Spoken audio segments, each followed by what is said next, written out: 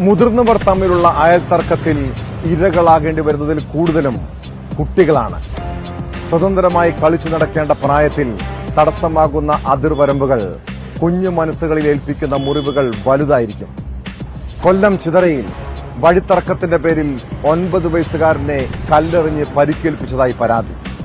അയൽവാസിയായ ശൈലജയ്ക്കെതിരായ പരാതിയിൽ Chithara police case register ചെയ്തു.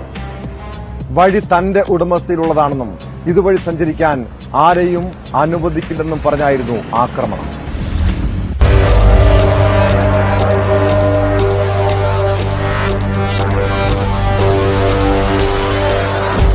ചിതറ കോത്തല ഭദ്രദീപത്തിൽ ബിജു സ്വാതി ദമ്പതികളുടെ മകൻ 9 വയസ്സുള്ള പ്രണവിനാണ് കല്ലേറിൽ പരിക്കേറ്റത്. അയൽവാസിയായ ശൈലജയ്ക്കെതിരെ ഇവർ പോലീസിൽ പരാതി നൽകി.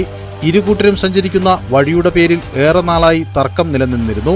ശനിയാഴ്ച രാവിലെ ഇത് സംബന്ധിച്ച് വീണ്ടും തർക്കമുണ്ടായി. തുടർന്ന് ശൈലജ ബിജുവിനും കുടുംബത്തിനും നേരെ അസഭ്യം പറയുകയും കല്ലെറിയുകയും ചെയ്തെന്നാണ് പരാതി. ആ റോഡിലൂടെ വഴി നടക്കുന്നതുമായിട്ട് ബന്ധപ്പെട്ട് ഞങ്ങളുടെ അയൽവാസിയായ ശൈല എന്ന് പറയുന്ന സ്ത്രീ എൻ്റെ മോനെ ഇന്നലെ രാവിലെ ഒരു 8:30 മണിയോടുകൂടി കല്ല് വാരി എറിയുകയും റോഡിലോട്ട് പിടിച്ച് തള്ളുകയൊക്കെ ചെയ്തിരുന്നു. ഞങ്ങൾ ഹോസ്പിറ്റലിൽ കൊണ്ടുപോയിട്ട് പോലീസിൽ കേസ് കൊടുത്തിട്ടുണ്ട്. ഏതാണ്ട് ഒരു 10 വർഷത്തോളം ഞങ്ങൾ താമസിക്കുന്ന കാലം തൊട്ട് തന്നെ ഇവർ ഞങ്ങൾക്കൊരു സ്ഥിര ശല്യമാണ്. ഇവർ ഈ പഞ്ചായത്ത് വഴിയിൽ ഇറങ്ങാനും നടക്കാനും സമ്മതിക്കത്തില്ല, ഇത് അവരെ വഴിയാണെന്നും പറഞ്ഞുകൊണ്ട് എന്നും നിരന്തരം ഇതിന് ചീത്ത വിളിയും ബഹളമായിരുന്നു. ഒരുപാട് കേസും കാര്യങ്ങളൊക്കെ കൊടുത്തിട്ടുണ്ടായിരുന്നു, നടപടി എടുത്തിട്ടുണ്ട്. പക്ഷെ ഇവർക്ക് ആരെയും പേടിയില്ലാത്തത് കൊണ്ട് അതിന്റെ പേരിൽ യാതൊരു ഇതും അവർക്ക് വന്നില്ലായിരുന്നു. വഴി തന്റെ മാത്രം ഉടമസ്ഥതയിൽ ഉള്ളതാണെന്നും ഇതുവഴി സഞ്ചരിക്കാൻ ബിജുവിനും കുടുംബത്തിനും അവകാശമില്ല എന്നുമാണ് ശൈലജയുടെ വാദം. പഞ്ചായത്തിന്റെ ആസ്തിയിൽ ഉൾപ്പെടുത്തി കോൺക്രീറ്റ് ചെയ്ത റോഡിൽ സഞ്ചരിക്കാൻ അനുവദിക്കുന്നില്ല എന്നും നിരന്തരം ആക്രമിക്കുകയാണെന്നും കാട്ടിയാണ് ബിജു ചിതറ പോലീസിൽ പരാതി നൽകിയത്.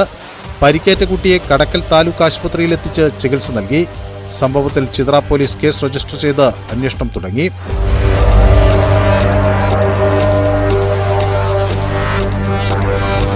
ന്യൂസ് 18 കൊട്ടാരക്കര.